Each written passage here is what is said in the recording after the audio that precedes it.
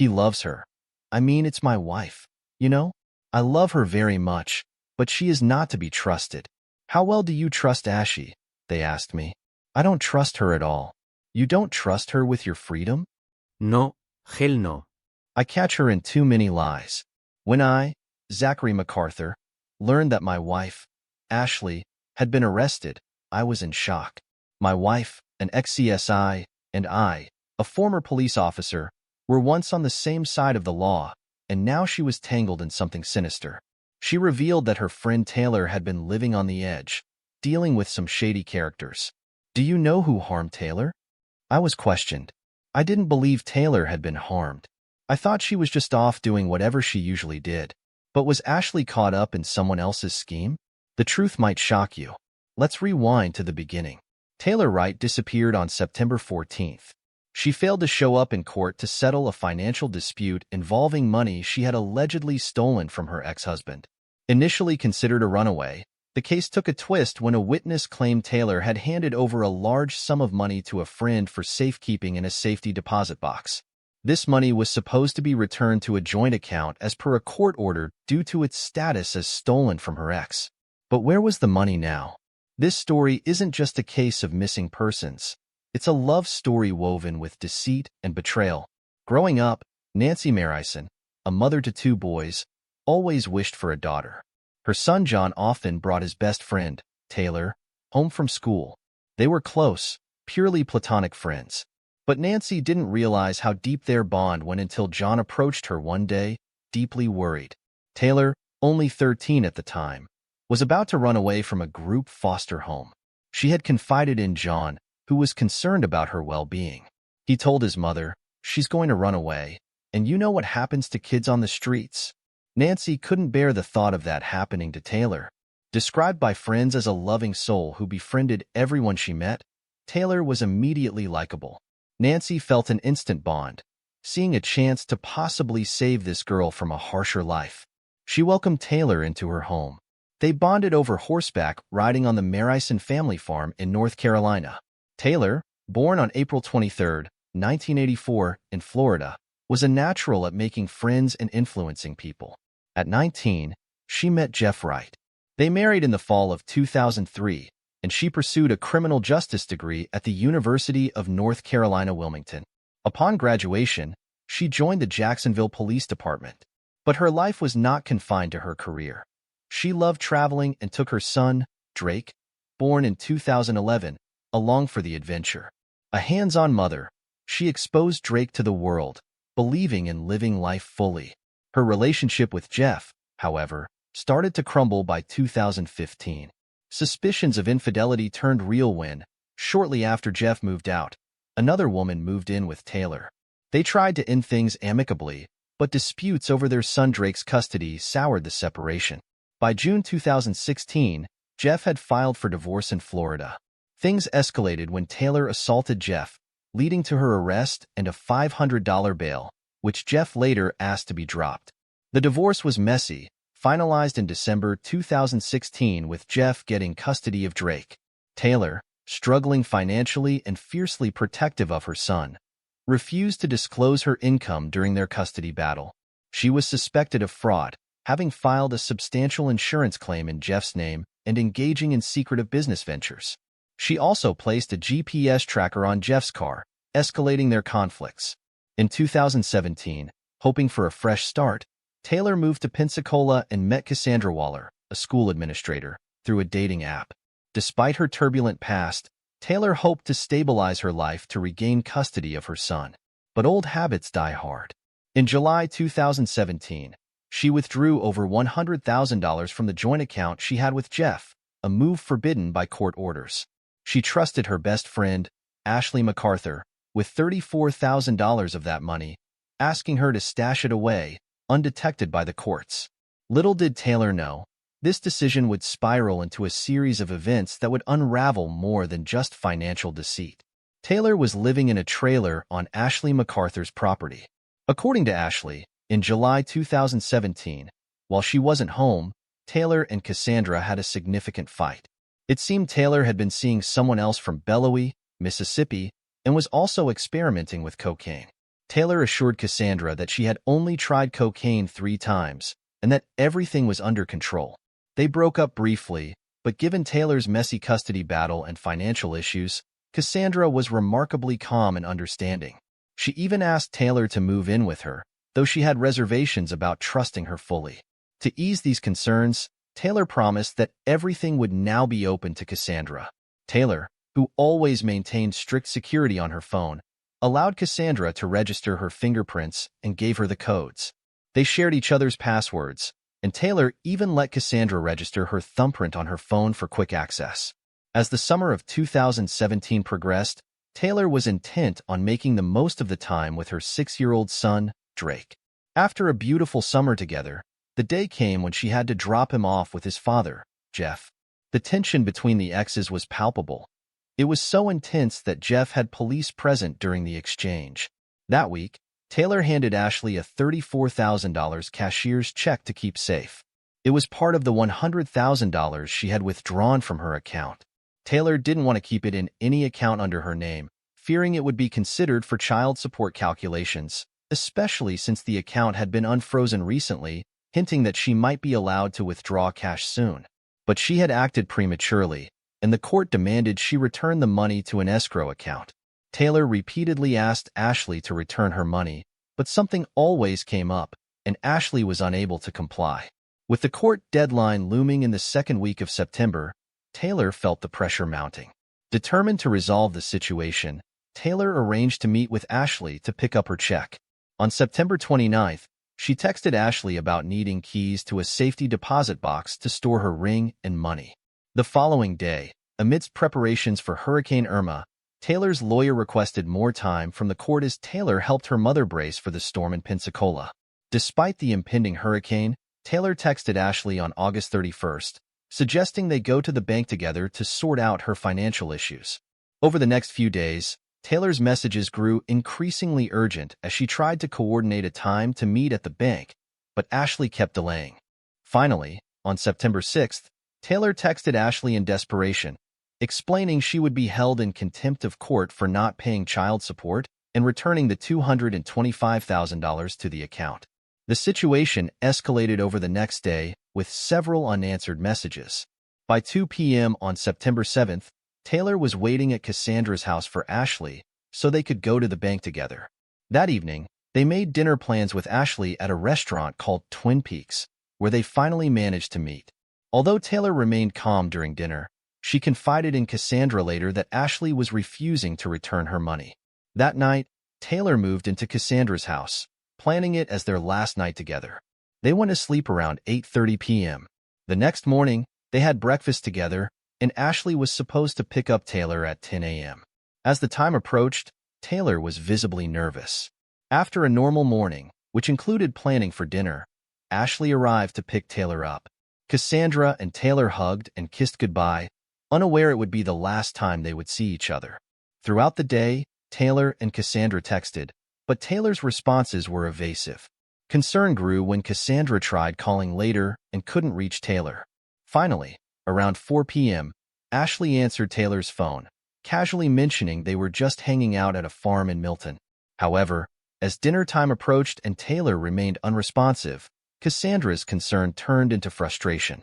By 6 p.m., she texted Ashley again, only to be told Taylor had called an Uber to go downtown for drinks.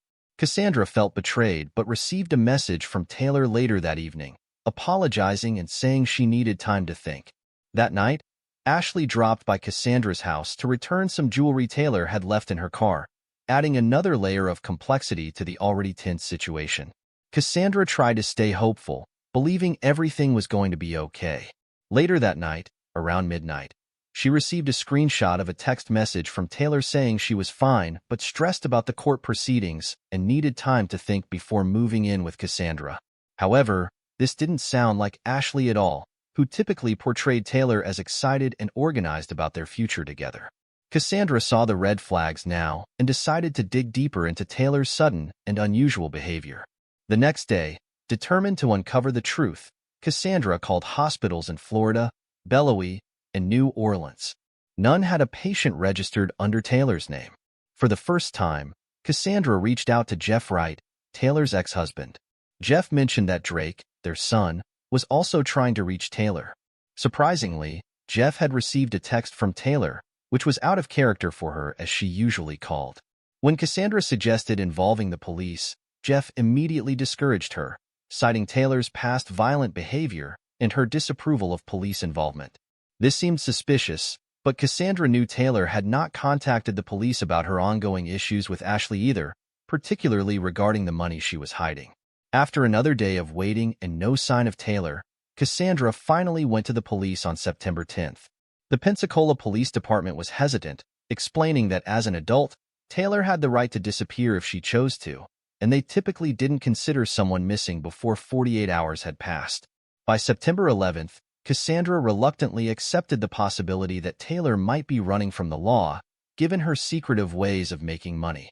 Despite her frustrations, Cassandra filed a missing persons report on September 14th. That same day, Ashley came over to help sort through Taylor's belongings. Among the items, they found 2 semi-automatic guns and 4 knives in a dark gray bag, the same one Ashley had seen Taylor carrying. Ashley oddly began taking photographs of Taylor's belongings, claiming she was documenting everything and even offered to store Taylor's guns since Cassandra disliked firearms. More suspiciously, Cassandra found the brown bag that Taylor had supposedly taken with her. While the gray bag held clothes, the brown one was empty, which seemed incredibly suspect. Detectives assigned to Taylor's case began to suspect something more sinister was at play. They interviewed people who knew her, including Jeff Wright and Cassandra Waller, treating the case as a potential homicide. Detective Gigliotti, during an interview with Cassandra at the police station, suddenly considered another suspect, Ashley MacArthur. Ashley was the last person known to have seen Taylor. She recounted the same timeline of events that Cassandra had described. On September 8th, Ashley picked up Taylor, and they visited Ashley's warehouse before heading to a house on Boo Road for a work-related errand, followed by a trip to a farm in East Milton. On September 17th, detectives revisited Cassandra's home to sift through some of Taylor's left-behind belongings, discovering a cashier's check for $119,000. This raised suspicions of foul play, as it seemed unlikely for Taylor to voluntarily abandon such a significant sum. The detectives now had a prime suspect in Cassandra, and they also secured a warrant to check Taylor's GPS coordinates, which revealed some intriguing information that suggested Ashley was lying. Detective Gigliotti visited Ashley's house on September 18th. Ashley repeated her earlier story, but when questioned about other properties they might have visited, she mentioned her Aunt Cara Britt's property in the north of the county, though they hadn't visited it, and she couldn't recall the address. Agreeing to come to the station to give her official statement, Ashley's demeanor during the interview was casual, almost flirtatious, which was confusing given the gravity of the situation. Ashley painted a negative picture of Taylor, suggesting she was a bad influence, involved in drugs, and hiding money. She admitted seeing Taylor with a different phone for the first time that Friday, which caught her attention because it had the same case as her other phone. Ashley's narrative almost convinced the officers that Taylor had left town to avoid legal troubles, allegedly due to drugs and hidden money. Yet, her attitude during the interrogation seemed too rehearsed, almost as if she was playing a part. The next investigative step for Detectives Hyde and Gigliotti was to follow the route described by Ashley, looking for potential surveillance spots. They obtained CCTV footage from a Tom Thumb convenience store at 9 Mile and Boo Roads, capturing Ashley inside the store at approximately 11:53 a.m. This footage was crucial as it provided a timestamp and location that could either corroborate or contradict Ashley's account of the day's events. She wore a white t-shirt, jean shorts, and flip-flops as she bought a specific type of concrete mix. At this time, Ashley was driving a silver Ford F-250, a deviation from her usual mode of transport. Zach, her husband, confirmed that Ashley typically used one of their 2 Jeeps, a black one and a white one, and she always drove the black one. This unexpected switch to her husband's truck raised suspicions. Cassandra had testified that Ashley arrived to pick up Taylor in her usual black Jeep, but surveillance footage showed Ashley at a convenience store in her husband's truck at the same time, contradicting Cassandra's testimony. This inconsistency suggested that Ashley had swapped vehicles between the time she arrived to collect Taylor around 10 a.m. and her appearance at the store nearly 2 hours later. During the police investigation, When officers asked to see her phone, Ashley's body language shifted noticeably. She crossed her legs tightly, trying to mask her nervousness with laughter, indicating she was hiding something. The officers asked if they could forensically examine her phone, and although Ashley initially appeared eager and flirtatious, it was clear she was uncomfortable with the officers going through her phone. Despite her outward cooperation, the official phone records revealed that Ashley's story about Taylor calling an Uber was false. Moreover, neither of their phones pinged in the areas Ashley had mentioned in her interview. Ashley then described a route that included a scenic drive to a farm in Milton, but cell phone tower data placed her 30 miles away from this location, specifically at her aunt's property in the northwest region of the county. Ashley's story began to unravel further when she was questioned about other properties they might have visited. She mentioned her Aunt Cara Britt's property in the north of the county, but claimed they hadn't visited it that day and struggled to remember the address. Her casual and almost flirtatious demeanor during the interview seemed out of place as she giggled and tossed her hair, painting Taylor as a promiscuous, reckless drug addict. Ashley's narrative attempted to convince the officers that Taylor had left town to escape her troubles, including drugs and financial issues. However, as the investigation deepened, detectives discovered that Ashley had been at her aunt's property on Britt Road, despite her previous denials. They brought her in for another interview on October 19th, this time more certain of her involvement. The evidence was mounting. Ashley had deposited a cashier's check for $34,000, which she claimed was money Taylor owed her, yet she had hidden this information for a month. Confronted with bank records and data from phone records that contradicted her accounts, Ashley changed her story, suddenly remembering going to the Britt Road property to pick up a lockbox for Taylor. She claimed she had withheld this information because she was a good friend and Taylor had made her promise not to tell anyone. The property on 2201 Britt Road, owned by Ashley's Aunt Cara Britt, was thoroughly searched by police. This property spanned over 23 acres and included notable features like a 3-acre lake, a 2-story barn, a trailer, and a horse pasture enclosed by a wooden fence. It was here that detectives finally uncovered the truth. On October 19, 2017, police recovered the skeletonized remains of a woman along the fence line, wrapped in a multicolored hammock and buried in a shallow grave, secured with soil and the specific concrete mix Ashley had purchased. The only identification at the scene was a necklace that belonged to Taylor Wright. Ashley MacArthur was arrested for the murder of Taylor Wright. This case wasn't Ashley's first encounter with legal trouble. Between July 2015 and September 2017, she had been accused of stealing money from jukeboxes and games installed by her company at various venues. A fire that broke out at her office on June 8, 2017, which coincidentally canceled a meeting with bar owners she owed money to, was later determined to be arson. Despite these ongoing issues, Ashley continued to manage her business dealings, further highlighting her capacity for deceit and manipulation. When officers questioned Zachary MacArthur, it became evident he was largely unaware of the financial intricacies managed by his wife, Ashley. "Do you know anything about this money that Taylor had given you all?" they asked. Zachary was clueless. "No, absolutely not. She's never given me anything. I handle my own earnings and hand them straight to Ash. She manages everything," he explained. Zachary was shocked to discover that their accounts were emptied, as he had been living off a recent settlement and believed they were financially stable due to Ashley's consistent employment. Unlike Ashley, Zachary recalled details about the Britt Road property where he last traded his four-wheeler a couple of months prior. He admitted to only knowing Ashley's cousin, Kyle, superficially despite his occasional visits. As the investigation deepened, Zachary revealed their relationship was open, explaining Ashley's connections with others, including a man named Brandon. Despite his involvement with Ashley, when Brandon was interviewed, he expressed skepticism about Ashley's version of events regarding Taylor's disappearance, hinting at her implication in the missing money and suggesting she believed Taylor wouldn't be found.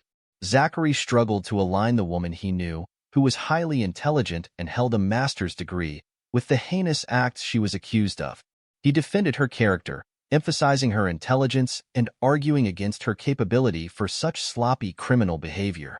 The trial concluded with Ashley MacArthur being found guilty of first-degree premeditated murder on August 30, 2019. She was sentenced to 25 years in prison. Following the trial, Zachary moved back to Florida, distancing himself from the situation and the Britt family. Kara and Kyle Britt have publicly supported Taylor Wright's family. Taylor has been laid to rest, and her story continues to resonate as a reminder of justice and awareness. Her son Drake is being raised by his father, Jeff Wright, who ensures his son remembers Taylor positively.